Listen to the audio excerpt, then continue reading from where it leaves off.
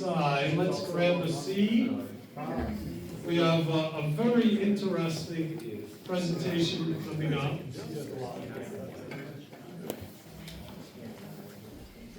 All right, once again, I'm Lou Minutza. I'm president of People for Playa Water Resources.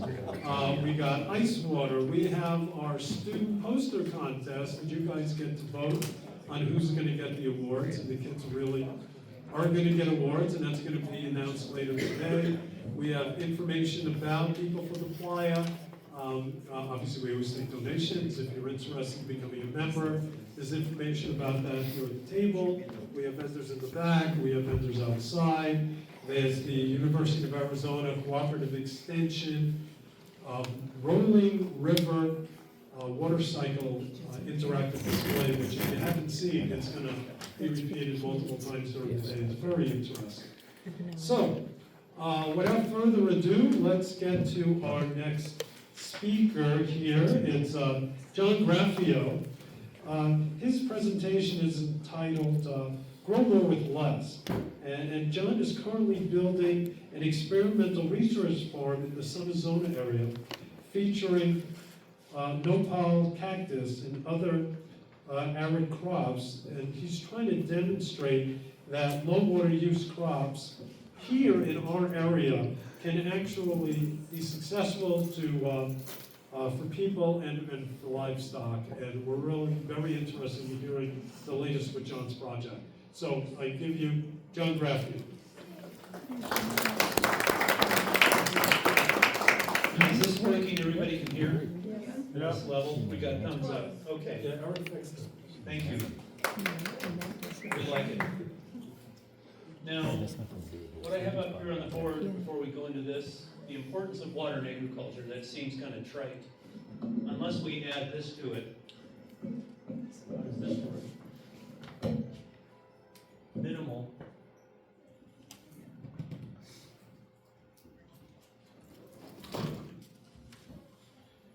The importance of minimal water in arid agriculture.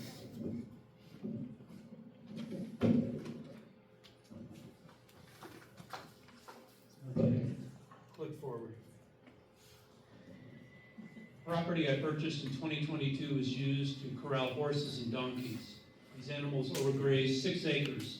It left hardpan. They grazed it down to nothing. So what was left was mesquite and just weeds. So, as you can see throughout most of the desert, it just runs off and all the water goes down to the roads and all the water flows away. I always was interested in cactus. So in 2023, a company that was based in New Mexico started clearing the land just east of me, 160 acres, and then another 540 acres further east of that. And they dug wells about 1,200 feet deep, and probably the ones for the other one are even deeper. And they put crops in there, and then they went bankrupt. Riverview then bought the property, and they started running the pivots for some crops. They ran one crop. So what I got the idea of doing was, I wanted to sell the property, I wanted to escape this, and I thought, well, maybe there's another way to do this. So I started planting spineless Opuntia ficus indica. It is a spineless cactus that was pioneered by Luther Burbank between 1910 and 1925. And he took this cactus that is endemic to Mexico, and he bred varieties that have larger fruit, more pads, and they survive on minimal water. And he bred this spineless cactus specifically to feed cattle. That was the whole point of his breeding program, and he was a plant breeder. You may have heard of the Santa Rosa plum. He's the one who developed it, and a lot of different fruit varieties. He did this for years. This spineless cactus is now all over the world. It's in South America, North America, India, the Middle East, everywhere. And it spread quickly. Now, Mostly it's used to feed cattle, but it has to be picked by hand. This is what it looks like. So there's three main cultivars. This is the orange fruit. There's a red one, which is normally native. When you see a native cactus, it's always got red fruit on it. That's the normal color. And then there's a white variety. And in Mexico, they like the white variety better.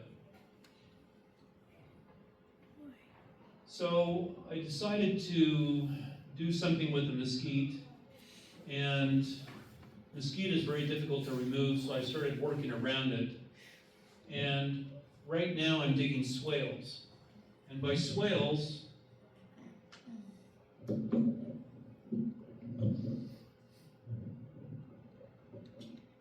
I mean semicircular berms, like this. And the dirt is dug out and is built up into these berms, so water flow intersects the berm and it gets caught there. Now they're regenerating the Sahel Desert with these berms. They got thousands and thousands of them. The Sahel Desert is southwest of the Sahara Desert. And this is called the Great Green Line. So they want to beat back the sand that's coming from the Sahara Desert.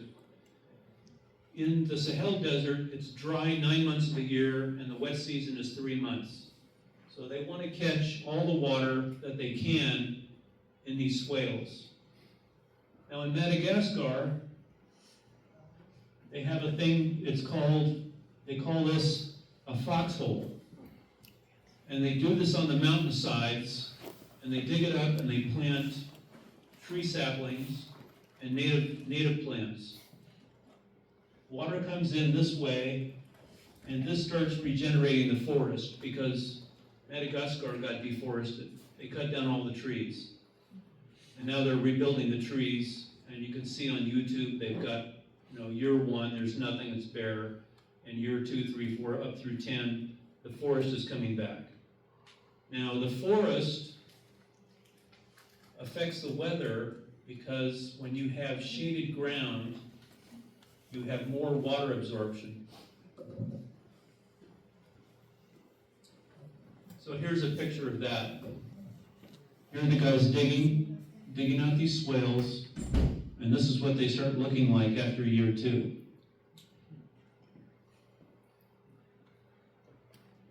Now here's a picture of my swale. Mine's a little bit bigger, it's about 40 feet in diameter.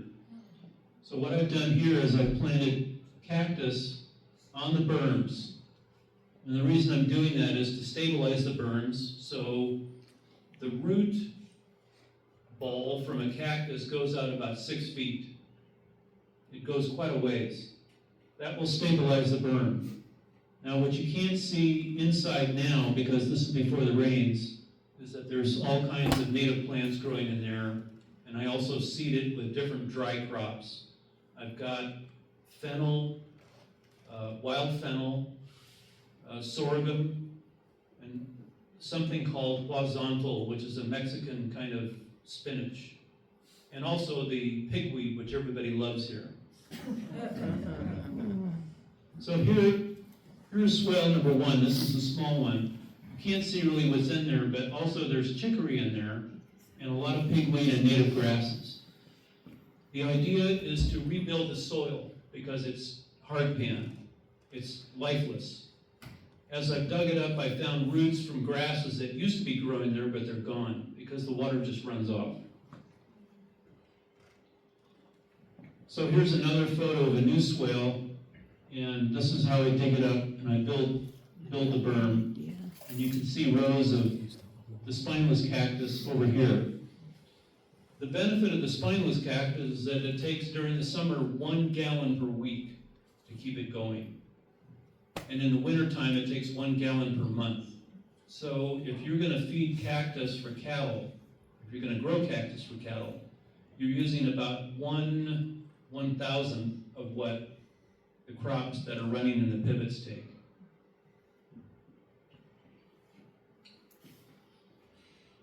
Oh, I just covered that. The swales, 15 feet from the perimeter. I'm going to plant more trees. And typically what they do in in the prior slide, but they didn't show it, is they'll plant 2 trees at the entrance to a swale to provide shade, and they'll plant trees around the outside perimeter of the swale. Another reason I'm planting cactus on the berm itself is for dust storms. The dust storms that blow through here will deposit a huge amount of dirt, and a lot of that dirt's pretty good. So that cactus is going to trap that dust storm dust and keep it from filling in the swale, but it's going to build up the berm at the same time.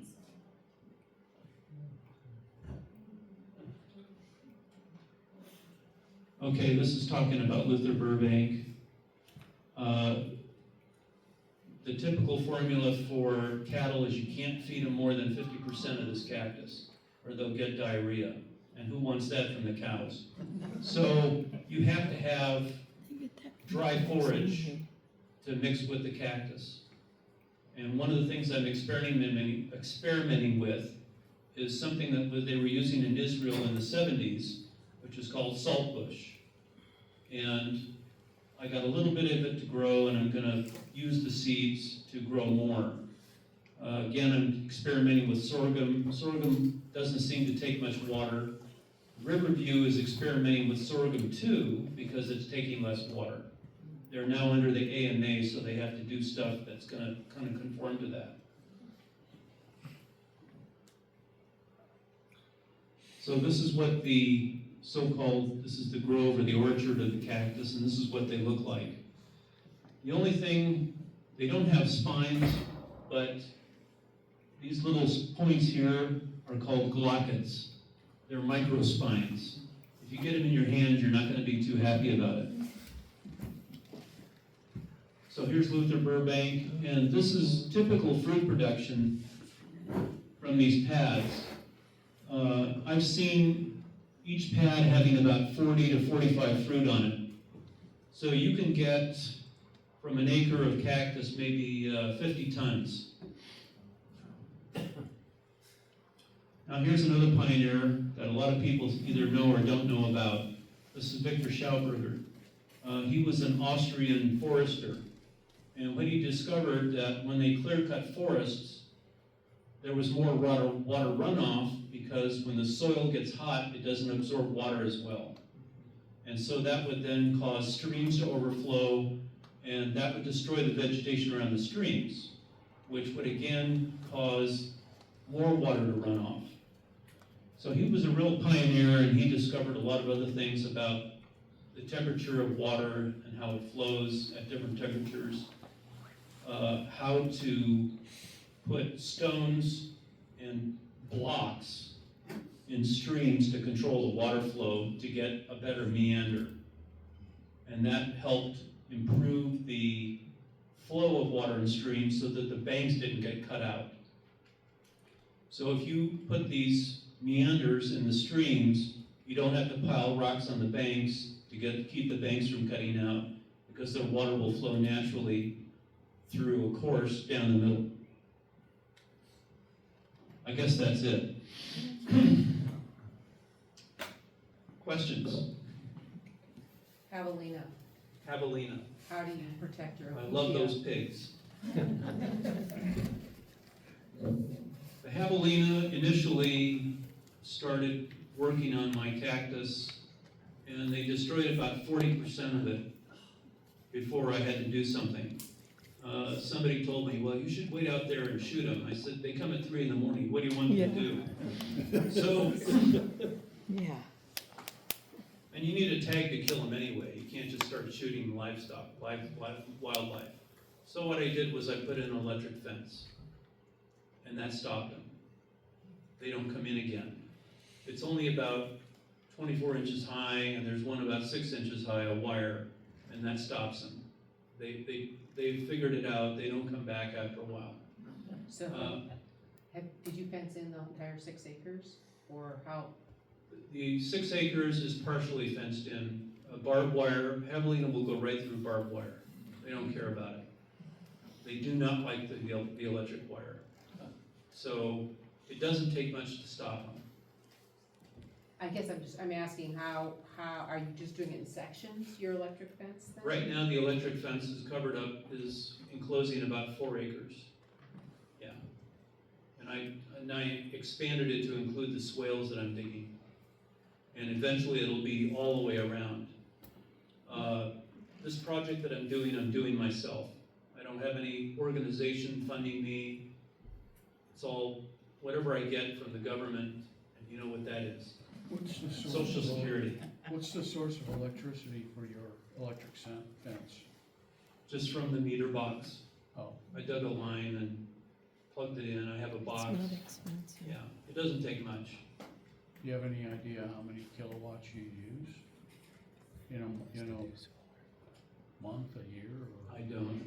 My bill didn't go up at all when I put that in. And I'm actually running 2 electric enclosures, and it's very minimal. Yeah. You can do solar. One last question. If you want, you can do solar. Are you having any challenges with Yeah, grass that's that's what- underneath the fence? Because I think oftentimes birds, the posts and things like that, the birds will poo, and then that becomes more fertile, and then the grass grows and shorts your fence. You have to maintain under the electric wire. Plants grow up, they'll short it out.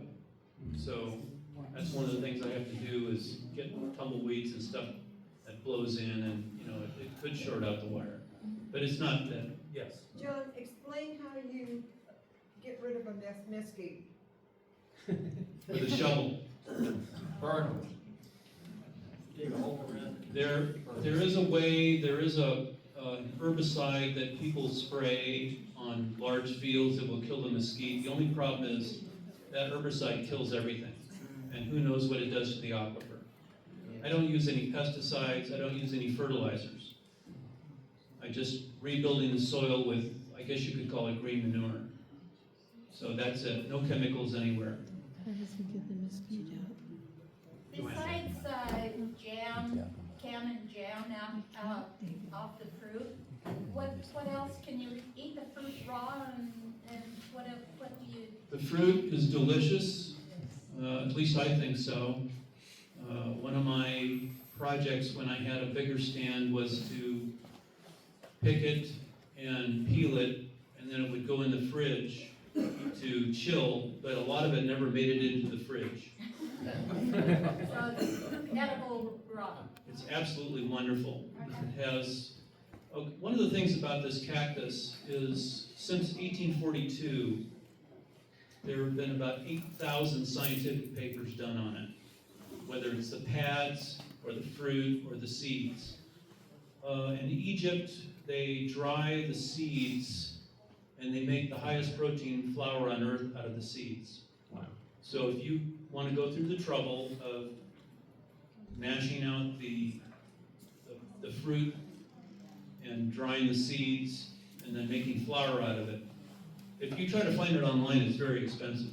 It's $8 a pound. I'm sorry, I want to buy one plant. I think it's $8 an ounce. Wow. Yeah. Inflation. Inflation, maybe it'll go up to 9. So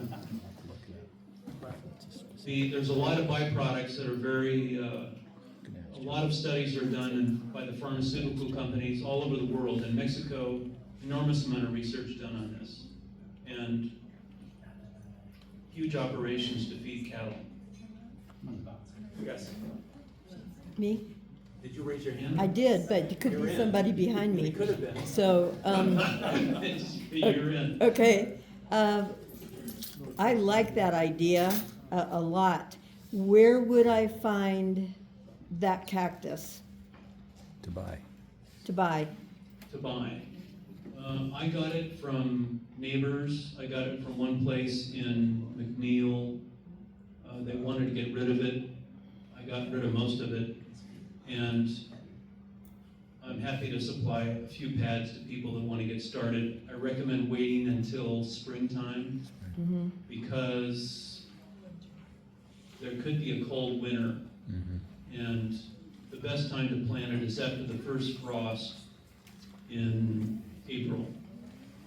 And then it'll start growing. I'll give you my card. I may have given it already, but I'll give it to you again. Okay. You can call me. But that's the hard thing about, one of the drawbacks of the cactus, native varieties, I think that's what are a little bit more cold tolerant. Yes, sir. Yeah, I like to talk about Riverside a little bit. Riverview? Riverview, Yeah. yeah, whatever it's called. Whoever they are. Yeah. Okay.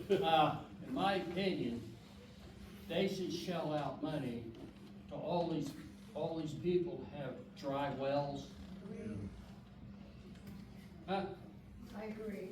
And, yeah, because they're using so much water that understand that, people here in town have dry wells, and other people out in the community have dry wells because of the Riverside, that, they need to shell out money and drill new wells for them, instead of having the property owner, spend $30,000-$40,000 to drill a new well. It's usually more than that even. Well, I know, Yeah. but that's my opinion, that, they should, which they're not gonna do, is shell out money to drill these people new wells. That's one of the reasons why we're We here had a today, Oh, is to inform people of less expensive ways that, they can harvest water and stuff. People for the Playa Water Resources, Inc. is a nonprofit organization now. We have, 501c3 pending, and as soon as we get that, we are going to help people out with their wells, with their water harvesting and things like that. But right now, we're trying to educate the people that there are ways, that other ways of collecting water and stuff, until we can actually get grown up in our organization, so that we can start granting people to help them. And yes, we do agree with you as far as Riverview, and there have been some instances where Riverview has helped people. Really? But they're limited to. Very few. Very few. Very few, but there are, I grew up on a farm, I was married in a ranch and stuff, so I personally like looking at the fields, but there's that cutoff area where they have to take responsibility too. But we're not here to downgrade Riverview right now. We're just trying to put out the word that there are other ways to help folks.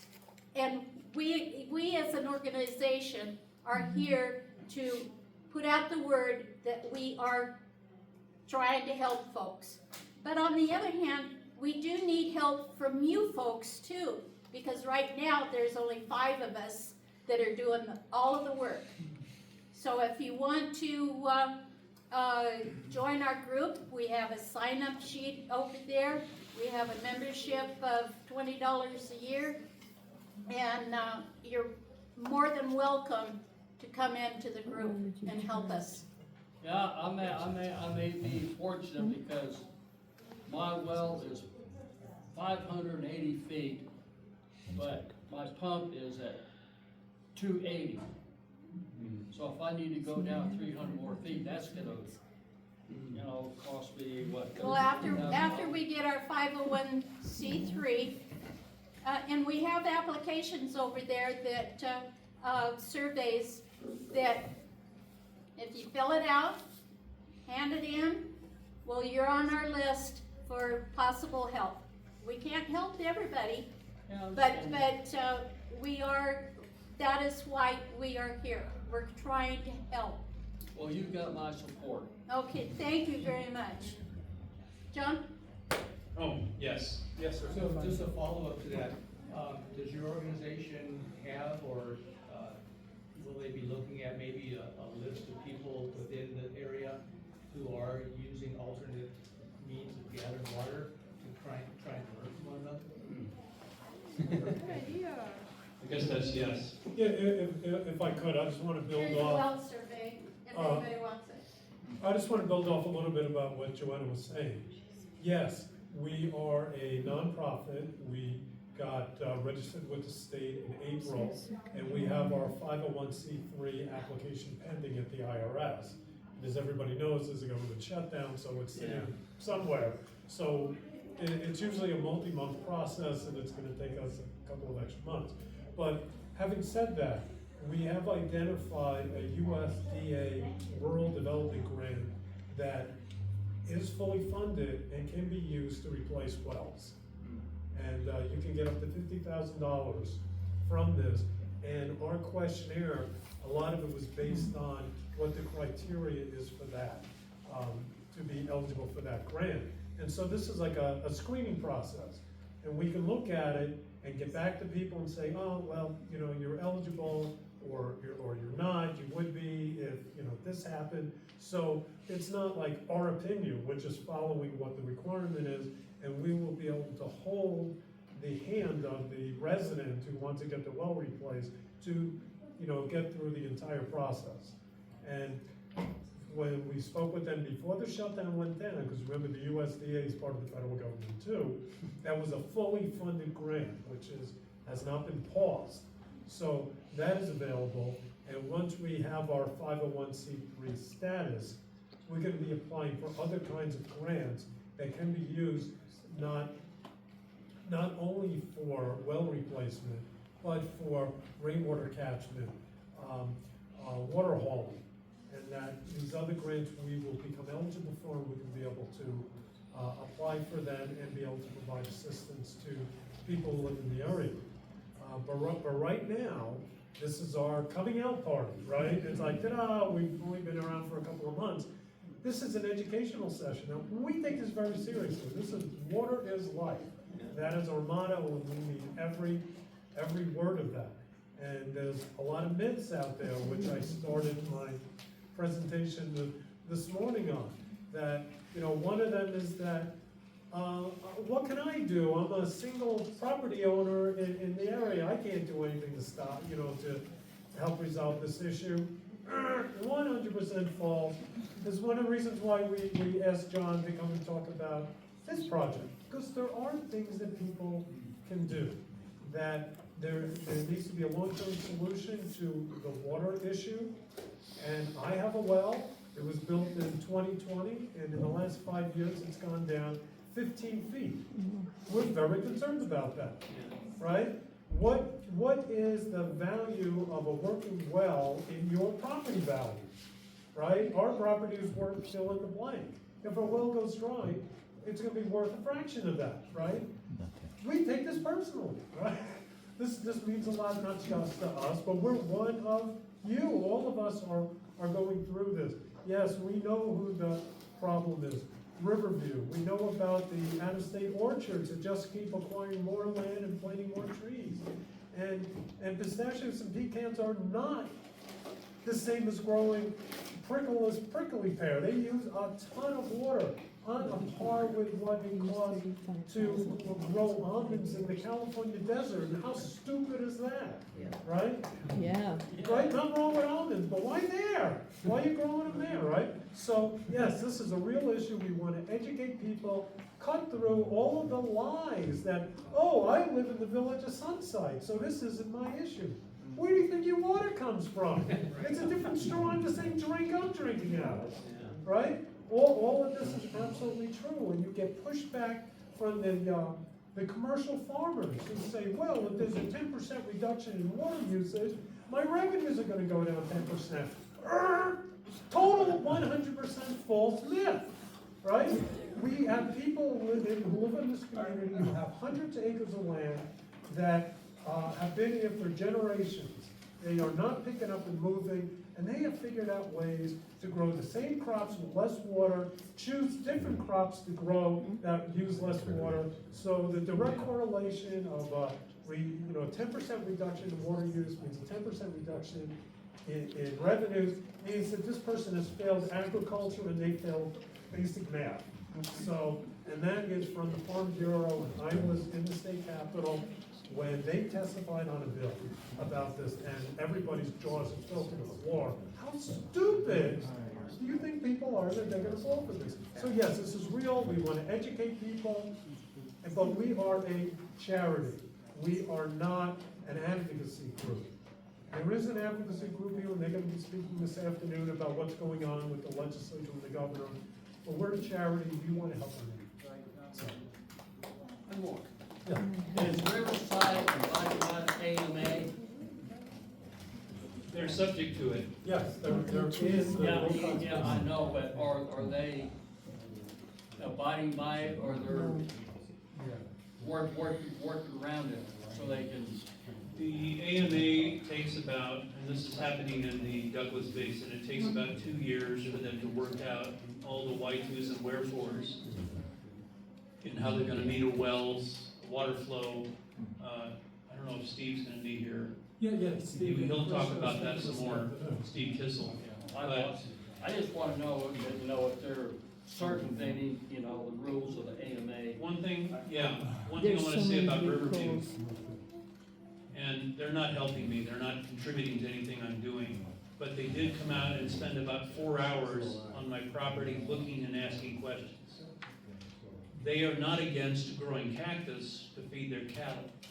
The problem is, there has to be an automated way to harvest it. And right now, there isn't. There is not a robot that will go off and cut the pads the right way and harvest them and do whatever has to be done. In other places, it's done by hand. They throw them into a hopper, they grind them up, and it goes into the cattle trough, and they mix it with dry fodder right at the moment it's given to the cattle. They do fine. Luther Burbank had charts that show that when cactus are fed, or I should say that cattle are fed the cactus, their milk production goes up, which would be good for them because principally they do milk. So they don't have a workforce that can come in and just do this all by hand. You've seen the trucks going around during harvest time, these enormous trucks speeding down the highway. That's going to Riverview. They have, I got a tour, they have a very sophisticated way of storing all this feed for these cows. Again, if there was a way to do it, they would do it. But I'm not speaking for them, I'm just telling you what I saw. Okay, well, I got one quick.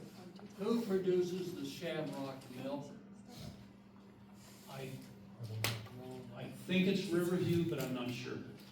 Because I bought a gallon of milk, Shamrock, and I swear to God, that they filtered that milk through an oil filter. I can't speak to that. I bought 2 gallons of Shamrock, and that's what happened. Tastes like motor oil. Motor oil. Well, if I can, as far as Riverview goes, that the AMA applies to non-exempt wells. Yeah, an exempt well is a well that pumps 35 gallons a minute or less, so most residential wells are exempt, so the AMA does not directly apply to you. It definitely applies to them. And what John was alluding to is about the process. And we're in the middle of that process now here in the Wilcox Basin. There'll be more on this afternoon, where with public input, ADWR, the State Department of Water Resources, is currently developing a management goal, a goal and a management plan. You know, they come up with a goal that in X number of years, we're gonna cut water usage by X amount. And then they come up with the plan, how they're gonna get to it. That is in process right now. But if you already have been cultivating your land, you're a commercial grower, you are exempt from, the AMA, you're grandfathered into that. So it's very complicated. The AMA has benefits, which we'll hear more about later, but it's only a piece of what needs to be done. And that's why innovators like John are just so important, because we've talked about having some of that cactus planted on my property, right? That, why can't we do this? You know, why can't people work together and figure this out? And it's like, well, how much is it really gonna help to, for me to have 100 pads on my property? every person who's invested in this, even a little bit, is part of the solution. And that's really what this is all about. Thank you. All right.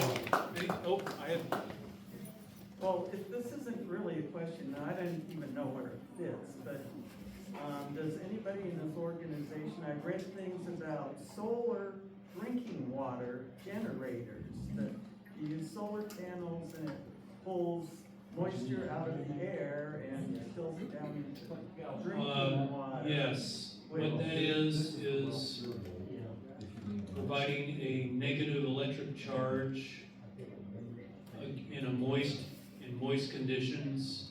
It's attracted to a positive collector, and then it drips basically distilled water down into a collector. I don't know, my thought was, was when people's wells were running dry and they couldn't afford a new well, that something like that might be a stopgap measure until they could, get things, It like could at least be. they could make drinking water. I could be. I've been thinking about it. It takes parts and Well, I think there are companies out there, Companies, but I'm not yeah. sure what the cost, but I'm sure it's not as much as a well. yeah, it's less than a well. There's a company up in the Phoenix area called Source Global that takes the water out of the air. It's about $4,000 to $5,000 to put in, but you get a case of water. So it isn't enough to take a shower, but there's enough for drinking water. And it's solar panels, so Source Global. It's a $45,000 shower, but I wouldn't use it. Yes, sir. Two questions. I got some cactus prickly pear from Wilcox one year.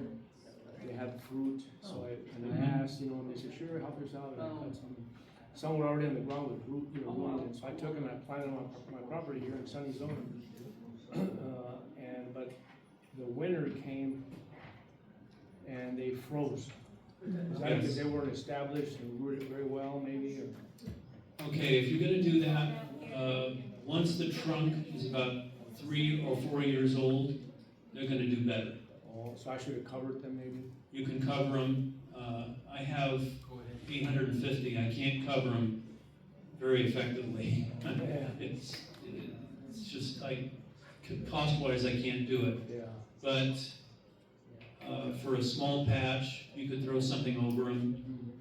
If there's a brick wall next to them, I have some in my next to a brick wall. That retains heat, and they don't go freeze as bad. But more mature plants with a bigger trunk, that main pad becomes real woody, and you can almost cut the cactus back to nothing the next year, and it'll all grow back.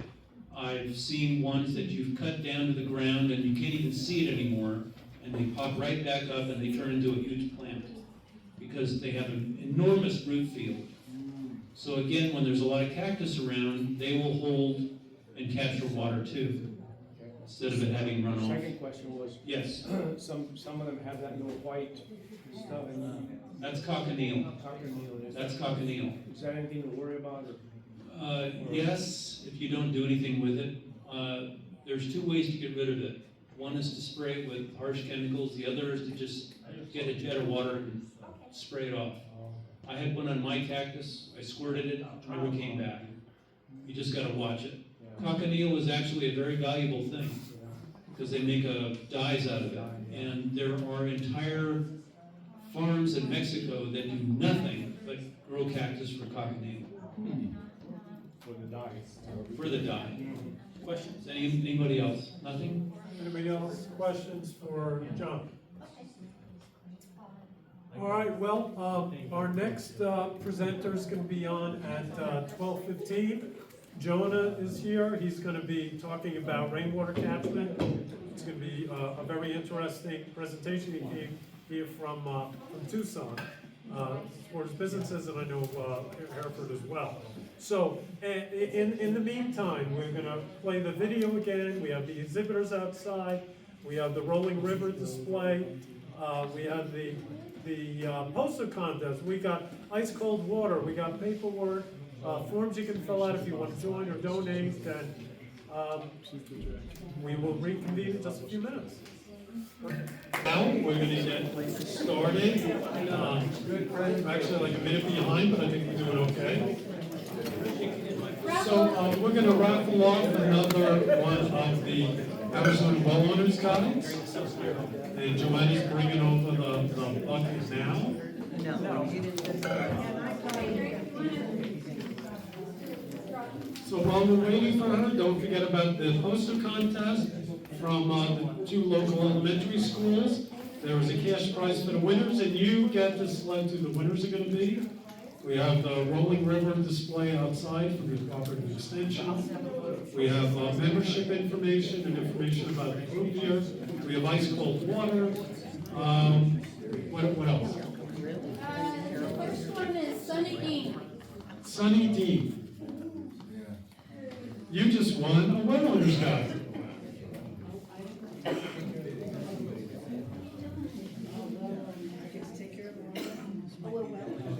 Okay, you get to draw the next one. Oh, we're gonna draw one more. Just one more, or 2 more? 3 or 4. 3 or 4, okay. No name, number 1. Okay, number, I'm gonna read the last 4. 0, 6, 8, 0. Anybody? What's the number? What do you mean? Okay. My phone went down.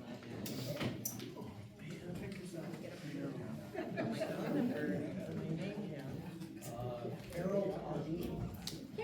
Carol, we know Carol. Last row. Where did she go? Elaine. Yeah, she just walked out. Oh, Her brother will take it. I'll take it. John will take it. John will take it. All right, one more, and then we can get started. Oops, fingers are getting together here. Maria? Maria. Is ticket number 681. Okay, All right. how about it? All right, so let's move on to our next speaker. We're very excited. We have our next 2 speakers actually traveled all from Tucson, so we're very excited about that.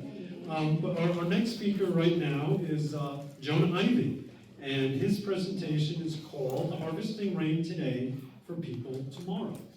And Jonah is a holistic land steward focused on installation, maintenance, and education of both water harvesting and arboreal culture. Based out of Tucson, he started Transforming Terrain LLC, a regional dual license contracting business, and he's going to be discussing water harvesting in the context of water and food security. And I give you Jonah Ivey. Thanks, Lou. Howdy, folks. How's your water? I like that question. Yeah, right? While it lasts. Good. I like that question. My mentor, one of my mentors in Tucson, Brad Lancaster, he opens up one of his books with that question. It's an anecdotal story from when he went to Australia. In northeast Australia, everybody has a rain tank. And you don't say, how you doing or how's your day, you say, how's your water? Right? That's how you introduce each other, because that is usually going to determine how's your day. And I like that story because I think as we go through our own journey with our water, we realize it's probably not going to be a technical solution that gets us to a better place. It's going to be a cultural one. And we're also going to realize we're not going to be water secure on our own. It's going to take a community. So why am I here volunteering my time, coming all the way from Tucson to talk about water with y'all? Well, because we're all in it together. How's your water? Well, how's my water? You know, it's our water. And we're going to have to work together, whether it's policy or technical solutions. So I'm going to talk to y'all about where our water comes from a little bit, and where it could come from, and how that relates to our food, and also give you a little bit of technical answers, because I'm sure some people like that technical side of things. And so we're gonna do a little bit of both, cultural and technical things. So, we really have, and I guess first I just wanted to see, how do people feel about the water right now? How do you feel your water situation is? Frustrating. You could throw out some words. Conservative. Okay, bad. Cool. It's really not as bad as it might seem, but we got to change some habits. So there's 3 main sources of water, typically, that we'll get in Arizona. Canals from far away. Wilcox, this area doesn't really apply to that. And it takes a lot of energy to bring water across land in an unnatural way. There's groundwater, and then there's rainwater. When I say rainwater, what do people think of? There's not much of it. Not much of it, maybe. We're technically the wettest desert in the world. So it might be more than you think, but yeah, it doesn't seem like it. Think of monsoons. Think of monsoons. Yeah. Do people think of rain tanks? Do people think of John's little smiley face berm swales? We do now. Good, because I like to say that your rain tank's really only as important as the soil it's sitting on. And I'll get into that in a minute, but I like the anecdotes that you gave about what's going on in Africa with the Green Line and in Madagascar. There's some other cool cultural ideas that I'm going to present and hopefully be a part of. Because I think some of y'all probably have things you can teach me. I might be one of the younger people in the room even. And I can have some things to teach you. And we're going to have to work together. So it's good to look at these stories. And I'm going to present something at the end of my presentation as a way we could maybe work together and have something actionable coming out of this, not just educational. So, how realistic is canal water? We're not gonna get into that, because it's not. How realistic is groundwater in having a secure water future? Kind of depends on how much we're pumping, but maybe more importantly, it depends on how much we're putting back in.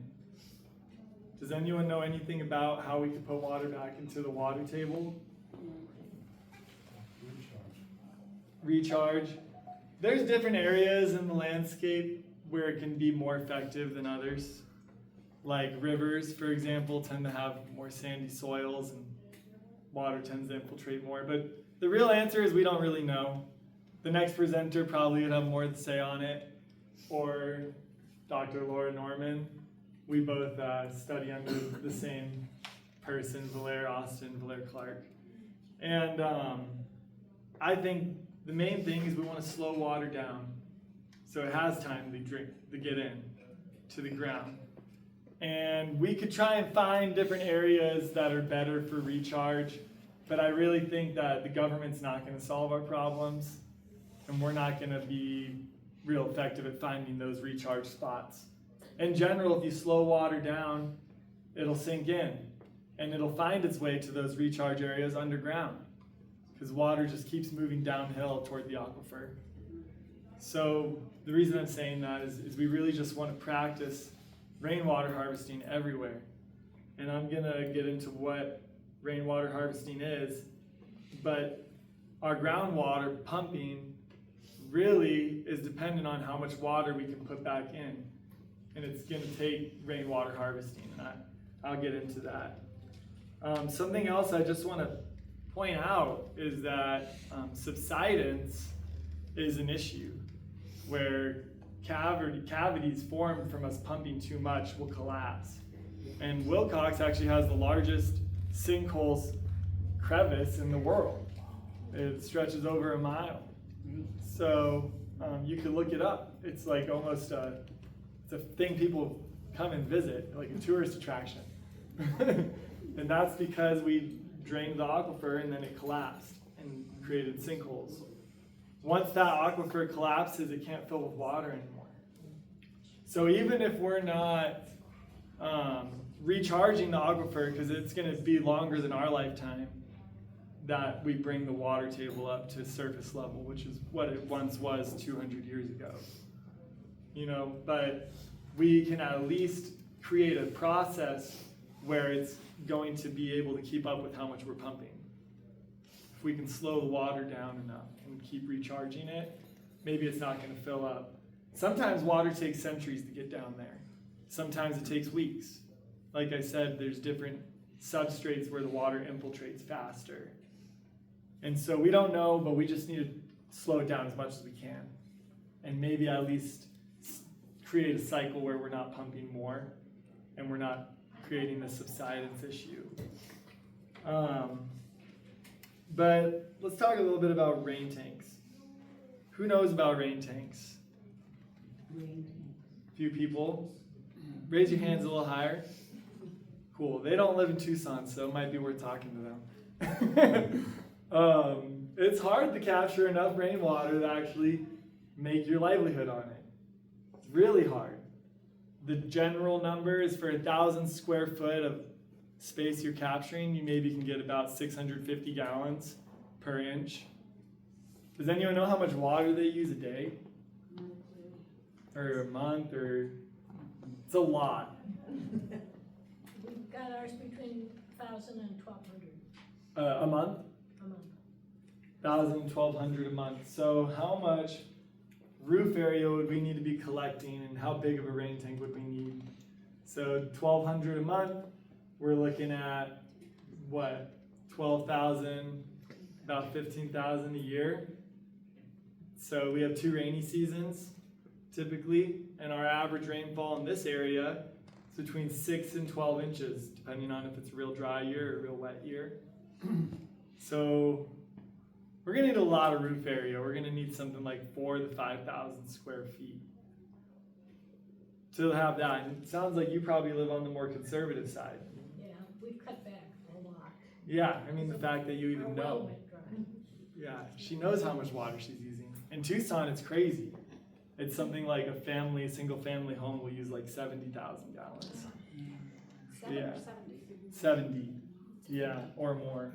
So, a year, yeah, a year. Yeah, sorry, not a month, a year. But that's still a lot. So it's really hard to get your water needs from rainwater. For water security, you know, drinking water, if your well does go dry, that's really good. You can always bring a tanker and fill it in if it runs out of rainwater, you know, and you could just offset that.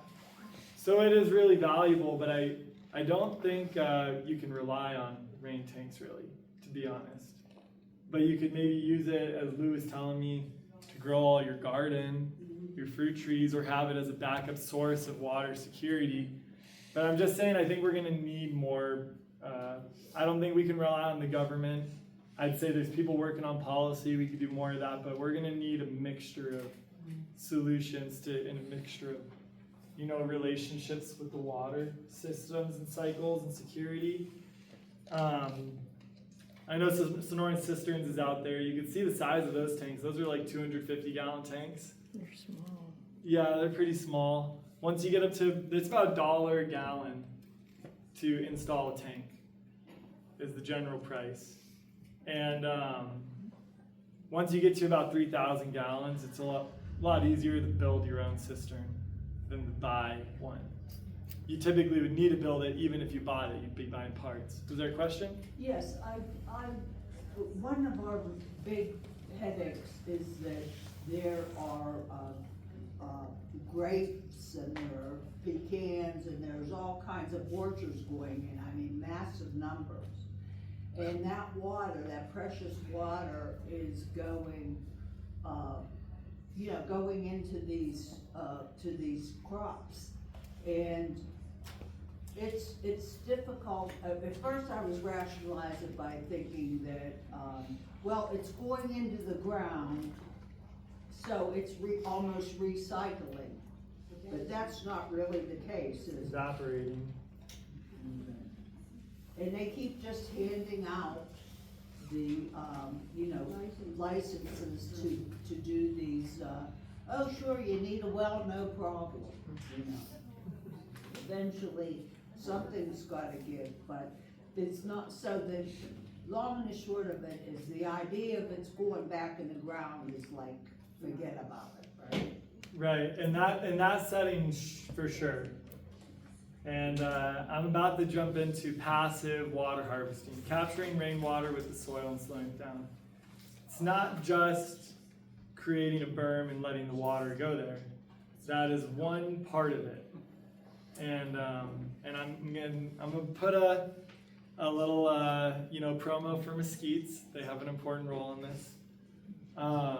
But you know, everything can get out of control, any type of plant. So let's see. So yeah, mixture of approaches, right? How much water do you think one of John's berms holds? Did you ever do that calculation, John? It filled up, in the recent rains, it filled up to 5 inches. The area of one of those swales is about 638 square feet. Okay. So 638, we'll say times 0.45. Now, this is a little calculation that the U of A came up with on how water can infiltrate in our clay, loam, sandy loam soils. So sandy loam would be a higher rate than what I'm looking at here. A clay loam would be a little bit lower. But this rate is, they say basically calculate the volume, multiply it by 1.5, and then multiply it by 7.48 to transition it to gallons. And that 1.5 is to account for the infiltration rate. That's probably confusing for people. I can write that down. You wanna? Yeah. So, but in one of John's systems right there, we're capturing about 3,200 gallons. Probably a lot cheaper to make that than to build a 3,200 gallon rain tank. Now, how many of those do you have, John? Right now, I'm working on swales 16. 16 of those. I'll have actually I'll have about 30 swales when I'm done. So that's about 100,000 gallons that we're capturing in those systems right there. That's how much they can hold in one storm event. So now we multiply that by however many storm events. Obviously, that's dependent on how much water is coming in, right? There might not be enough water coming in to fill them up. I would guess there is enough water coming in to fill it up. So we're gonna do a lot better at making ourselves water secure with the soil than we are with rain tanks, is what I'm saying.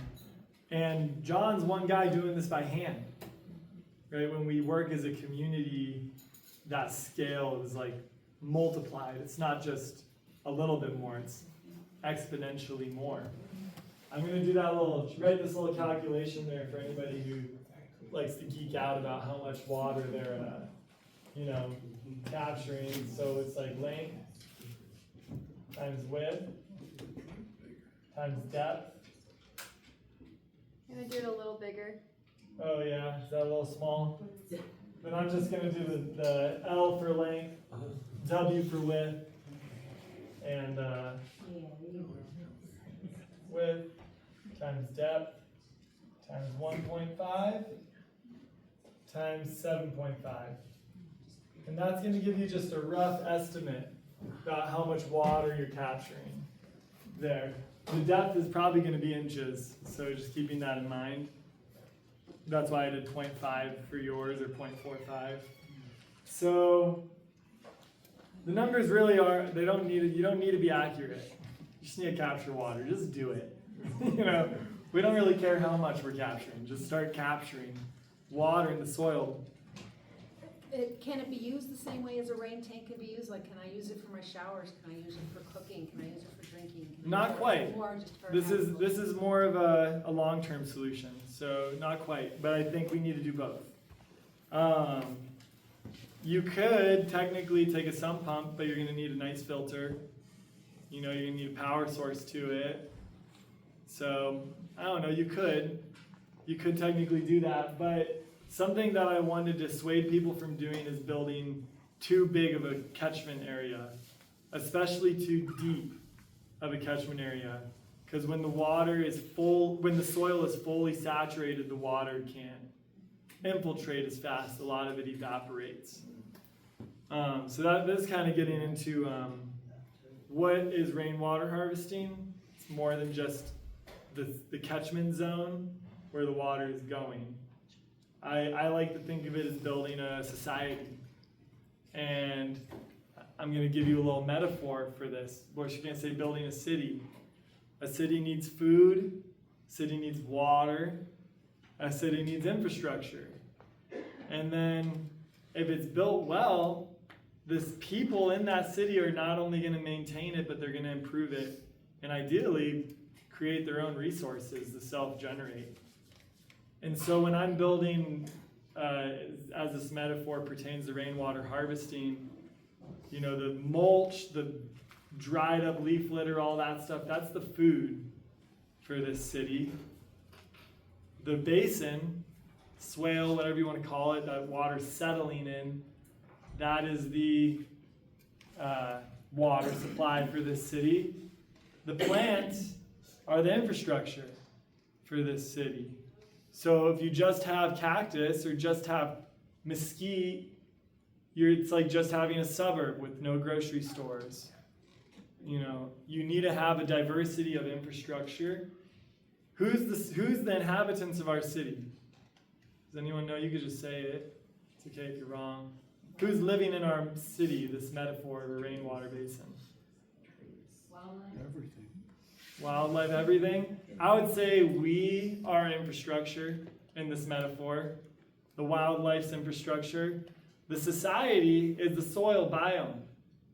And if anybody here is do any farming or ranching, you might already know how important the soil is.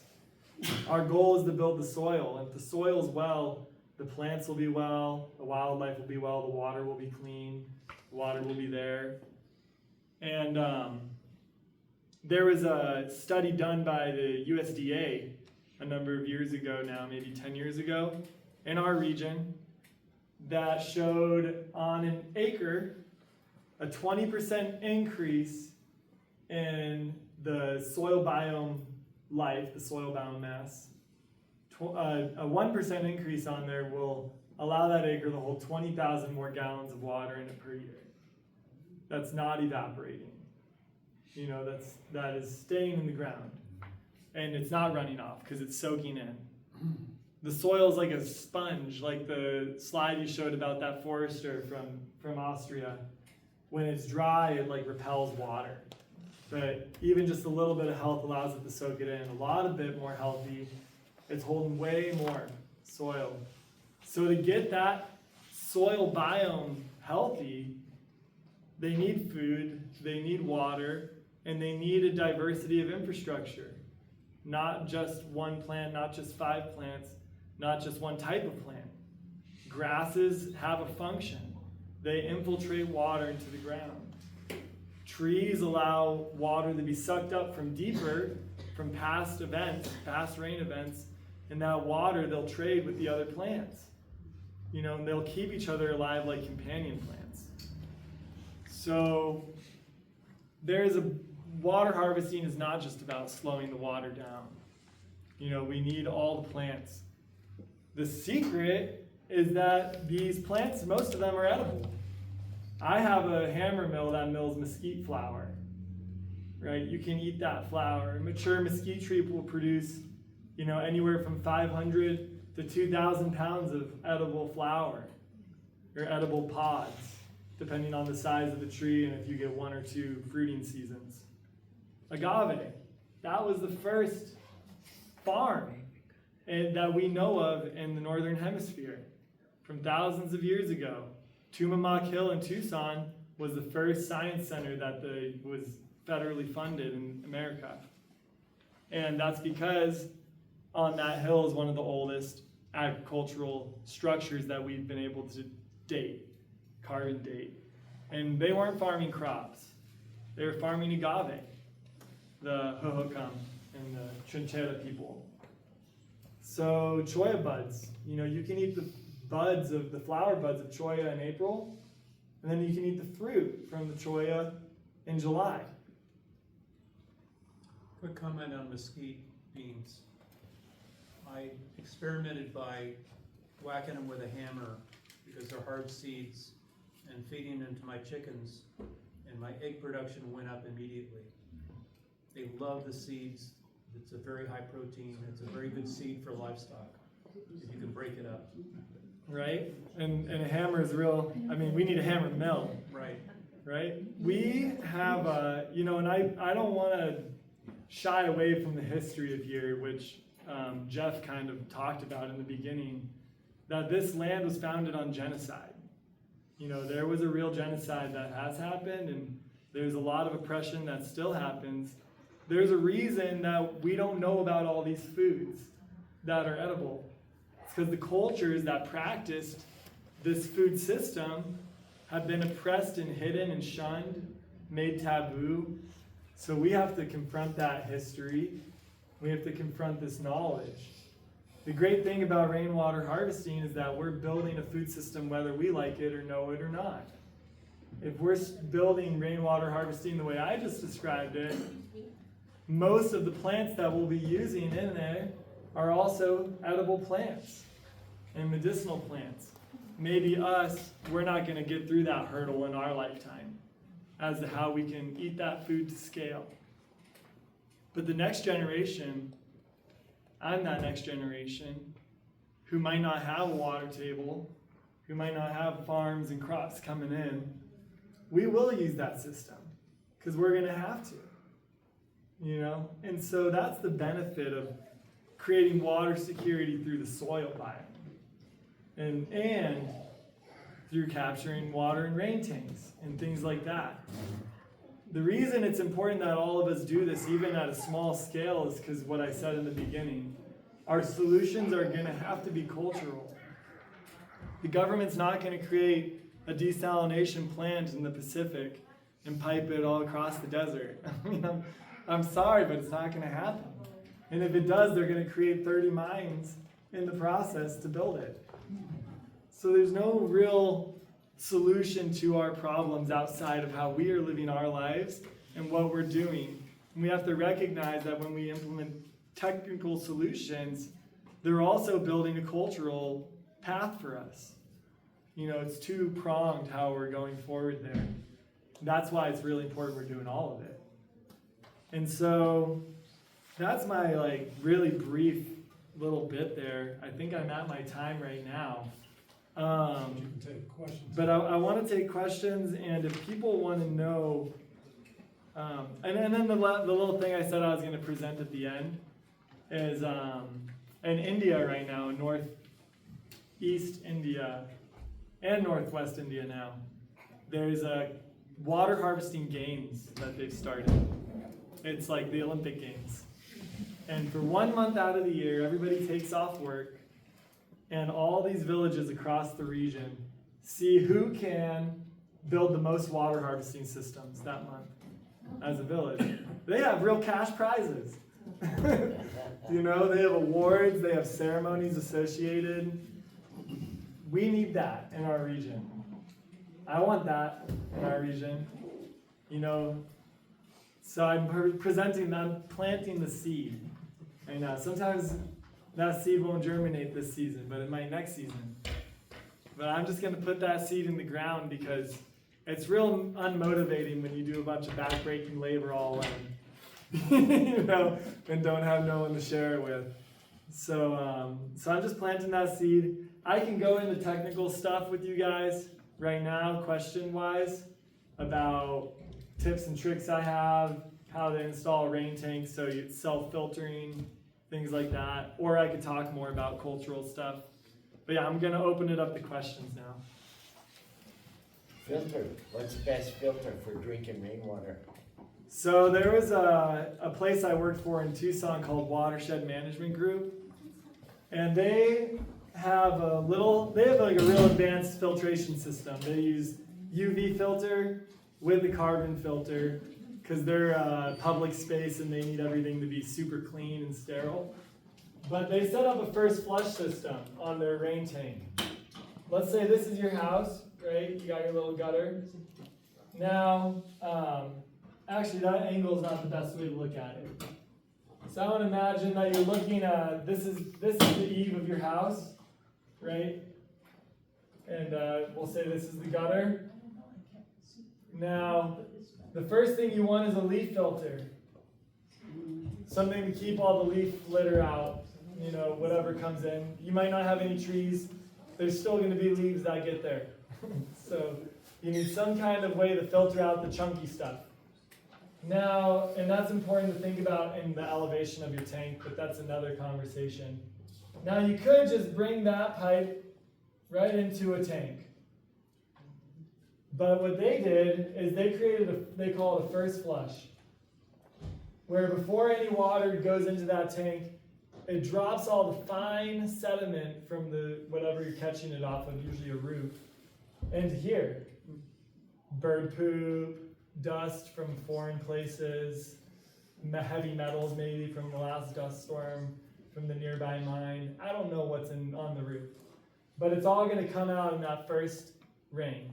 And then you might even get a little bit in between the rain events, because we have seasons of rain. So this first flush basically captures all the sediment, and they just put a little spigot down at the bottom. And I like to have a cap. I'll get all the water out of the spigot and then unload a cap and let the gunk come out. But they found that with the first flush and the leaf eater, that their water tested positive for drinkability. So, but they're not going to guarantee that because they're a public space. But if you're just trying to figure something out, you can do that. The main thing is that you want to make sure that the rain tank is painted so that no UV can get in. Even if it's like one of those Enduraplast UV-proof rain tanks, I found as an installer that the sun breaks it down, and after 5 to 10 years, the UV is still going to get in. And that UV in there is going to create algae and things. But if you have it UV-proof, the bacteria inside the tank will break down the rest of the pathogens outside of what drops into the first flush. What I use is a carbon filter. I use a Berkey filter, but you could just build a carbon filter out of charcoal and sand, you know. But I use a carbon filter, and I don't have a rain tank even in my house. I'm just focused on the soil for now. But yeah, you could just fill it and then fill it into a carbon filter. When you talk about painting the rain tanks, is there a certain type of paint that doesn't react negatively to the polypropylene or whatever the tanks are made of? Yeah, good question. I sand the tank down first, and then I use Enduraplast, which is like a roofing coating.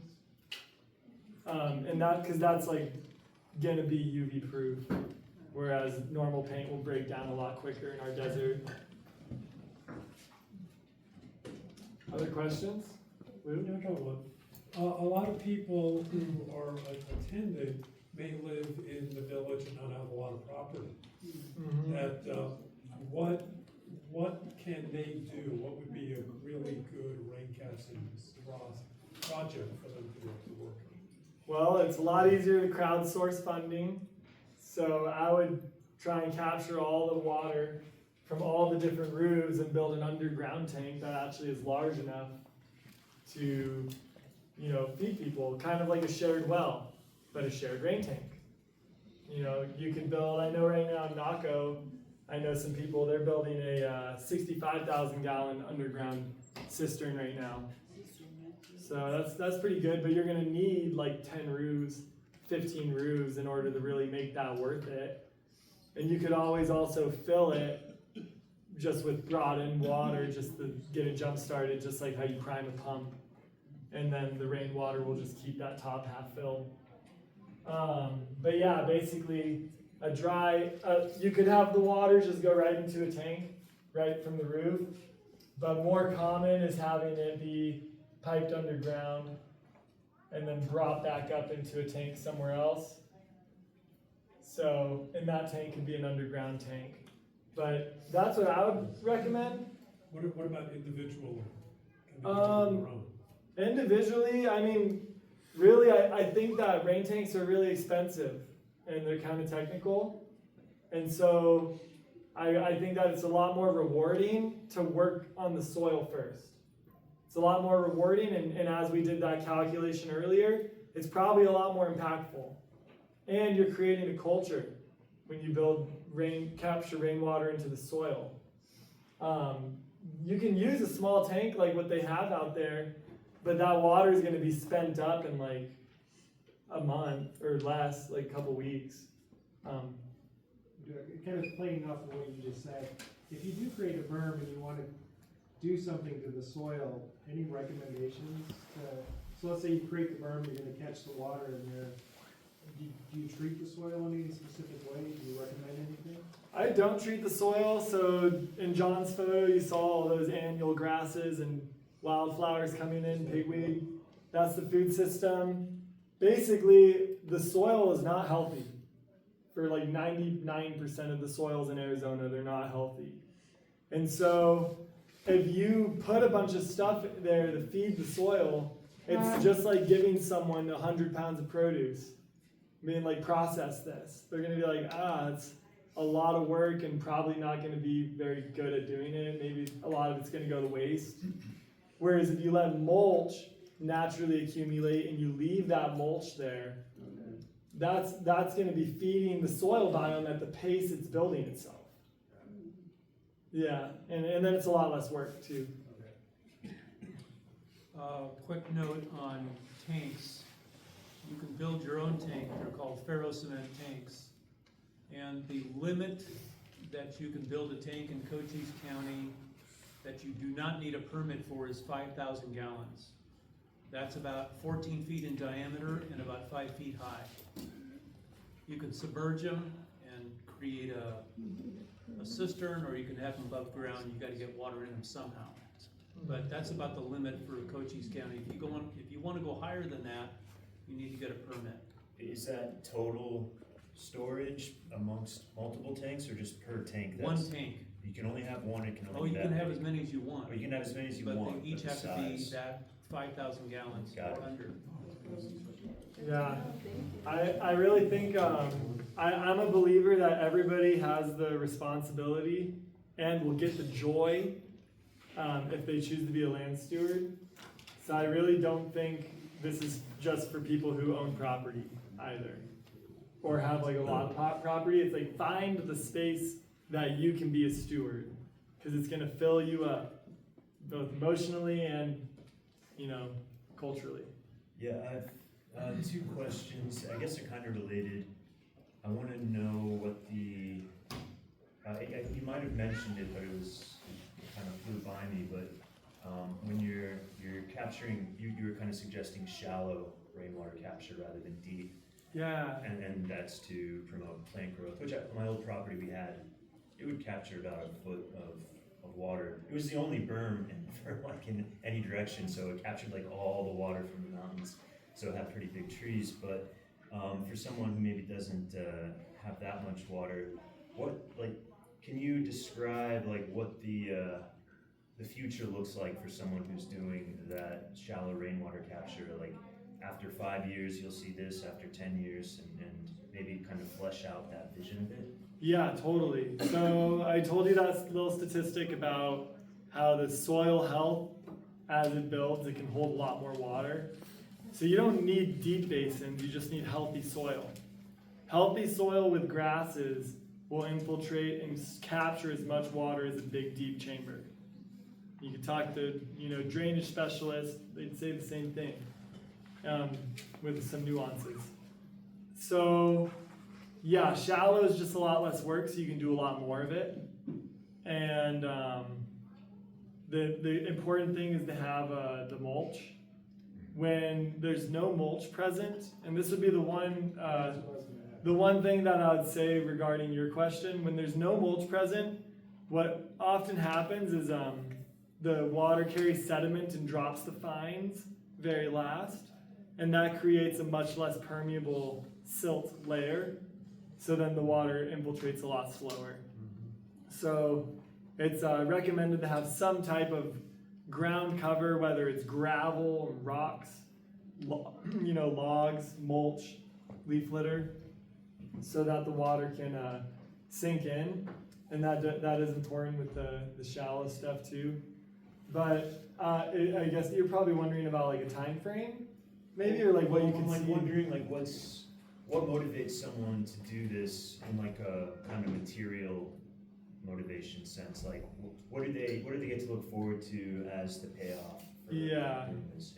I think the signs for me, like I like the signs of the soil improving, because the truth is we've got ourselves in such a crappy situation that you're not just gonna immediately get a lottery ticket of a situation. It's gonna take time to build back the soils, to build back our aquifers. So, but seeing the signs of a healthy regeneration process, a lot of times with these systems, as you're building the soil health, if it's not tampered with and bladed and sprayed, it'll be on a cycle of building itself up, for decades. And so like you could leave it and it still would be probably building itself. So the signs for me, the first sign is our native grasses showing up. If you start seeing native grasses appearing in your landscape naturally, that's a sign that the soil is gonna start building itself. So that's like the first sign I look for. But, if you learn the native foods, you could live off of an acre of native foods. If you know them, if you know how to harvest the cholla buds, if you know how to eat the pigweed when it's young so it tastes good, and all the annuals and the barrel cactus fruit and seeds and prickly pear and mesquite pods. So that's something to look forward to, is that you really don't need that much land to survive. Do you recommend leaving the basin untouched with the native grasses and such? Or is it possible to harvest some of that soil that is being improved and accumulating for use in gardens or things like that? Or is that just negate the advantage of having the basin? It's like give or take, kind of negates it a little bit, but not totally. It's all just, there's no like this way or that way, it's a little bit of both always. I harvest some of my basin soil sometimes for different things, but yeah, I don't know, it depends on how much mulch you have. How much leaf litter and mulch and bark and things are accumulating. More the better. Yeah, because if there's a lot of it, then you're generating a lot of soil, but yeah. We'll go here and then there. On the food front, I don't know if you know the answer to this, but I've read, I think U of A studies on mesquite pods, that you're supposed to harvest them before the monsoons rains begin, because otherwise they've studied as like being tainted with aflatoxin. But here, I think because we're a little cooler than Tucson, we tend to not, our pods aren't ripe usually until the rains start. Do you know if they're safe? Yeah, so okay. I got excited. It is exciting. There's a group actually in our area, by the way, called BASA. I think it's Baja, Arizona, Southwest Agriculture, something like that. They do a lot of education, and they have a mill as well. I think they're based out of Bisbee even. But yeah, they basically the aflatoxin's in the soil, so the seed has to touch the ground, and then the ground has to be moist, and then the aflatoxin will come in. Now I have some indigenous mentors, some Atha mentors, who teach me about the foods. And they say that they have people that harvest off the ground after it rains. And there's signs that you can see. They just don't want to teach that, because then a bunch of people are going to start getting sick. Because you're probably not going to know the signs. But if you're doing it your whole life, then you probably can start to see, oh, that's infected, that's not, or this probably is safe. Like if all these pods have it, maybe don't get that one even if it doesn't have it. But there is a way to visually see it with your eyes, but So is what I'm hearing, as long as they're still on the tree, if you're harvesting them from the trees or putting a tarp down and then knocking them down from the trees Yep. after the rains have started, you're Yeah. fine. I imagine you probably could get away with even putting a tarp down before the rain and letting the rain and storm knock it onto the tarp for you. So. I'll just add one thing. It's a study I think I read from ASU where the threat of those toxins is only below a certain elevation according to their studies. And up here we're above that elevation. So I don't know that it means it's non-existent, but they said you don't have to worry about it is what I remember reading. But I think VASA has that information if you want to look it up. This is your guy right here. for the food stuff. Time for just one last question. This is kind of a bizarre question maybe, but I put in a septic system and then I was told 2 days later I shouldn't have put them so close to my mesquite trees because they're going to grow in looking for water. If I make a swale on the other side of my mesquite trees, will my mesquite trees reach for that swale and not reach for my septic tank?